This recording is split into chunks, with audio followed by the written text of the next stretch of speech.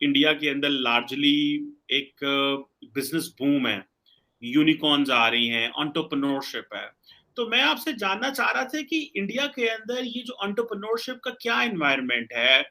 एक तो पहली बात अपने को ये समझनी पड़ेगी कि इंडिया की जो इकोनॉमी है, नॉमिनल जीडीपी टर्म में देखें तो वर्ल्ड की फिफ्थ लार्जेस्ट इकोनॉमी है। और अगर आप परचेज पावर पैरिटी पे देखेंगे तो थर्ड लार्जेस्ट इकोनॉमी है। और ये जो एंटरप्रेन्योरशिप है या स्टार्टअप इकोसिस्टम जो कहते हैं ना, वो आइसोलेशन में नहीं होता, वो ओवरऑल इकोनॉमी का पार्ट होता है। And it allows, if the economy is doing well, then it allows other set of people to get into entrepreneurship and startups and everything. And also one of the major things is कि क्या आपकी जो government की policies हैं वो आम जनता के लिए, एंटरप्रेन्योर के लिए वो किस तरीके से है, क्या वो सपोर्टिव है।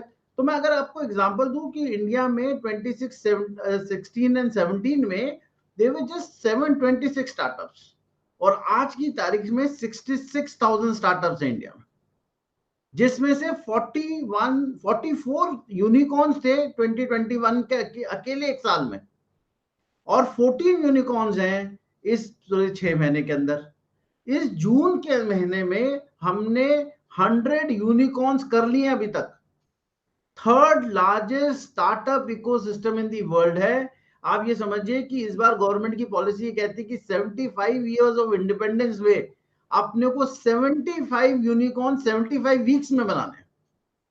तो आप अगर आप देखें चीमा साहब, तो पूरा एनवायरमेंट जो है ना, मोदी गवर्नमेंट का एक तरीके से स्टार्टअप इकोसिस्टम के सपोर्ट में लास्ट 2 साल में $55 बिलियन फंडिंग हुई है स्टार्टअप्स में। $55 बिलियन सिर्फ स्टार्टअप्स में। तो आप इमेजिन कर सकते हैं। और मैं आपको इसलिए बोल रहा हूं कि देखिए, मैं अपना अगर बैकग्राउंड देखूं तो एक फौज में था, फौज के अंदर छोड़ के मैंने प्री मेच्योर रिटायरमेंट लेने के बाद मैं कॉर्पोरेट में आया।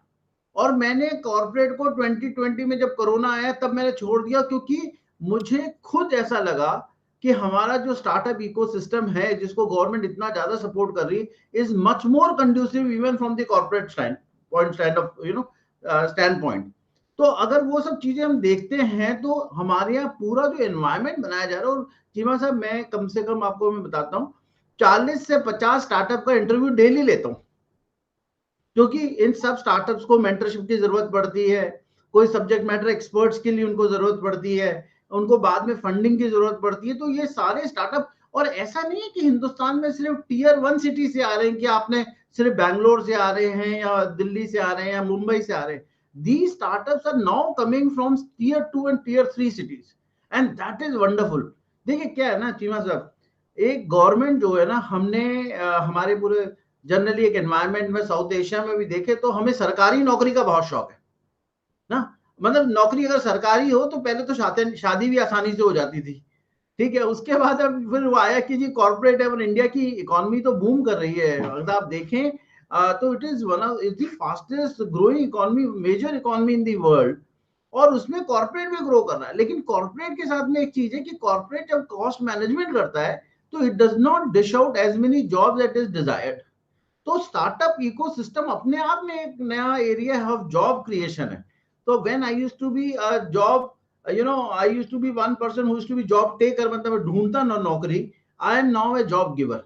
And that is what government is encouraging startups in India, that why don't you become a job giver. वरना पहले हमारे ना, हमारे स्कूल्स और कॉलेजेस में सिर्फ ये होता था कि नौकरी कैसे करेंगे। अब मोदी कहते हैं कि नौकरी कैसे देंगे वो बात करो। हमारी 15 साल पहले जो ब्यूरोक्रेसी थी वो काफी हद तक हम कह सकते हैं कि ब्रिटेन से हायर की हुई थी, और वहीं से वो उसी तरीके से स्लो मैनेजमेंट होता था और काफी स्लो चलती थी। लेकिन आई कैन अश्योर यू, हमारी जो ईज ऑफ डूइंग बिजनेस है, अब वो 63rd पोजीशन पे आ गई है दुनिया के अंदर।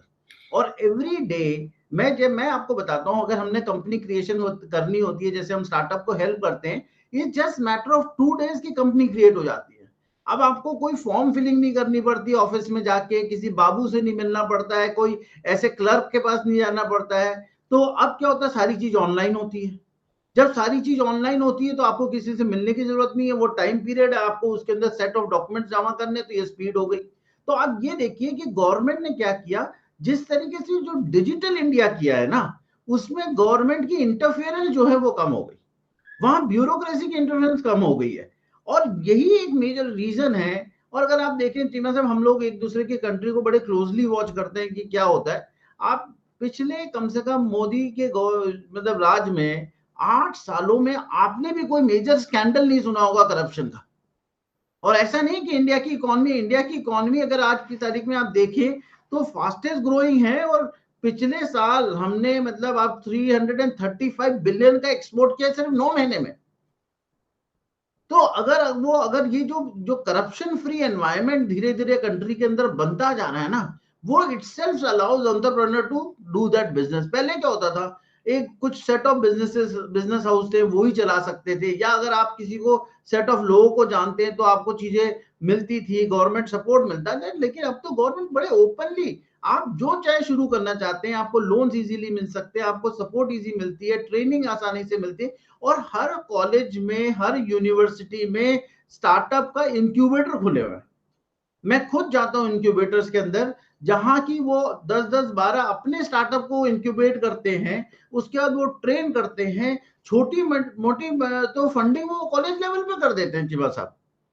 उससे क्या होता है ना कि एंटरप्रेन्योर माइंडसेट जो है वो पहले से ही आ जाता है। तो जो लड़का, बच्चा, लड़की जो वहां से निकलते हैं, वो जरूरी नहीं कि जॉब ढूंढ रहे। और कितने सारे मैं इंजीनियर्स को देखता हूँ, आईआईटी के इंजीनियर जो हमारे टॉप इंस्टीट्यूट्स हैं ट्रेनिंग के और टेक्नोलॉजी इंस्टीट्यूट्स हैं, they are very keen to be entrepreneurs. और मैं आपको बड़े अच्छे से फायदा बताता हूँ। आज घर आया तो घर में ना वो बनी हुई थी आलू की सब्जी, तो मैंने बीबी से बोला, मैंने कहा ये क्या बना रखा है? कहती जी आज तो यही मिलेगा। मैंने 2 मिनट में अपने स्टार्टअप को डायल किया, वो खाना 2 मिनट में कबाब आ गए। तो जिंदगी भी तो आसान हो गई ना, और गांव के लेवल पे आसान हो गई चीमा साहब। आप ये देखिए वहां पे जो फार्मिंग हो रही है, जो आम आदमी है, the startups are getting into very very small and niche area of work, and they are actually helping the common population to solve that small little problem. अब वो इसरो अगर रॉकेट बनाता है तो immediately they not impact the farmer, लेकिन अगर वो agritech के अंदर स्टार्टअप है तो उसकी जो खेती है, उसकी सब्जी है, वो 24 घंटे के अंदर कंज्यूमर के पास डायरेक्टली पहुंच जाती है।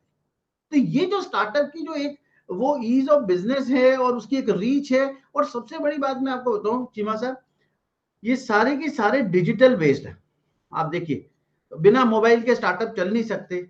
हमने एक जो टेक्नोलॉजिकली लीप ली है ना, जहां हमारा वायर्ड फोन की जगह हमारे पास में मोबाइल आ गया।